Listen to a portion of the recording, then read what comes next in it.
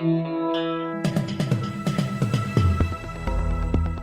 listening to the Betoota Advocate's weekly news wrap on Desert Rock FM 96.5. Welcome back to the weekly Betoota Advocate Bulletin.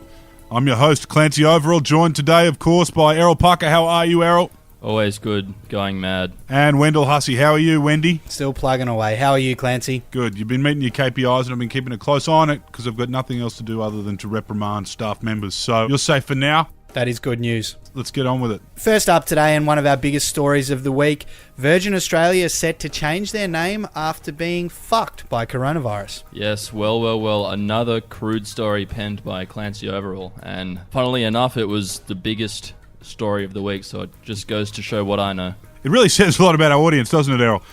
Anyway, Virgin can no longer call itself Virgin after the very public fucking. Technically a foursome, if you count the fact that the government was involved and, of course, Alan Joyce was involved in the same bed. So, yes, two names that were marched out earlier this week by the board were Experienced Australia or Easy Air. What do you think should happen, Errol? Should we bail them out and then send Bob Catter down to Bowen Hills with a 12 gauge, demanding Virgin hand over the keys? It might be time to nationalise. Yeah, I wouldn't mind having a nationalised airline again. It could be part of the new socialist agenda if Scotty from marketing does decide to nationalise the airline. However, Josh Frydenberg at this point has ruled any bailouts out. Not getting Icelandic just yet. What else is in the news, Wendell? In other national news this week, and stop eating avocado, says generation that needed $320 billion to protect it from a flu. Yeah, so far $320 billion has been spent in Australia alone on the coronavirus response by the federal government. And if there are 5 million boomers in this country, which I'm pretty sure is a conservative estimate, mind the pun there, the young people of Australia have spent nearly $64,000 on each life. Do you think that's a good investment, Clancy? Well, the stats show that they've spent roughly $10,000 on every life younger than 60 years of age. We'll see who pays off in the end. Was there any comments on that one, Wendell? Yeah, there was one from Chris Dunn who floated up another option. He said, surely the only way to repay the debt is to introduce boomer death duties. An interesting option. Back home in town now, and we broke a great story about overcoming adversity. Local Papu fakes his own death so that wife can have 10 people over for Orthodox Easter. Yes, after months of his wife complaining that she shouldn't have to miss out on having her dearest friends and family over for Easter just because these bloody skippies can't keep off the cruise ships, Betoota Flight Path resident Yanni Vlandis decided to fake his own death. And he pulled it off with a gory, self-submitted obituary in which he graphically detailed his own murder at the hands of a homeless, drug-addicted person who's also Turkish. Yes, that's a story as old as Australia itself, I think. Yes, like many southern European migrants of Yanni's era, he's done what they do best and found a loophole in the government's social distancing measures. It all paid off in the end. They were able to have all 5 of their kids over with the oldest grandchild and, of course, roughly 20 to 30 neighbours leaning over the fence. There you go. He could have just planned a anti-5G protest if he wanted to have a large gathering. Elsewhere around town, and as ISO continues to bite, a local F45 chick has begun looking for other ways to have a personality. Yes, quite sad really. Without the glory of group fitness, local woman Melody doesn't seem to have any defining personality traits.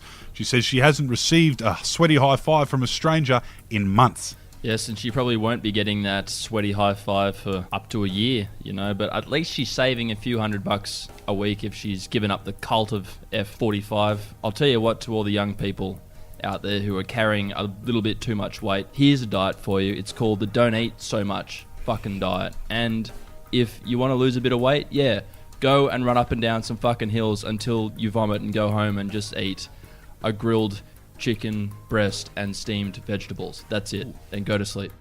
Then do that every fucking day and you will lose weight. Bit of honey mustard on there. Sounds glorious, Errol. You don't need to pay some fucking washed up, fucking useless cunt to teach you how to fucking punch a punching bag. Just fucking go and run around in circles and don't put shit in your body. Yes. Good point you made there, Errol, but you know, it brings us to the question is how are we going to employ our ex-rugby league players? They can be pokey reps. Good resolution all round. Wrapping up with our last story of the week, and it's a sports one. Teenage son told to find somewhere else to fucking self-isolate after heated LeBron James versus Michael Jordan debate. What a brave young man. This all happened after they watched The Last Dance, whatever the hell that is, the other night. I think you'll find it's the new documentary series that everyone's going wild over. It's replaced Tiger King as the #1 streamed documentary around the world while everyone's in quarantine, Errol. And it kind of outlines the last season of Michael Jordan when he was probably as driven as it gets, talking about him being a cold killer on the court. The coldest we've ever seen. But I'd challenge those who think Jordan is the most competitive animal of all time to come out here and watch a 32-year-old reserve-grade hooker go to work in the break during the Betoota Baduri Derby. Or watch Steve Wilson, the opening bowler for the Dugongs, bounce some kid out at Twilight Cricket on Wednesday. I'll tell you one thing that MJ wasn't that good at. Baseball.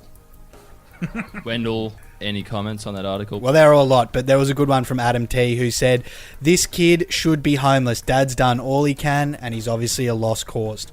So, on that note, we'll wrap it up. Thanks for joining us, and we'll be back again in 7 days' time with your weekly serving of honest, hard-hitting regional news. Until then, look after yourselves, look after each other, and stay at home. Goodbye. Stay clean. Stay off the beach and wash your hands.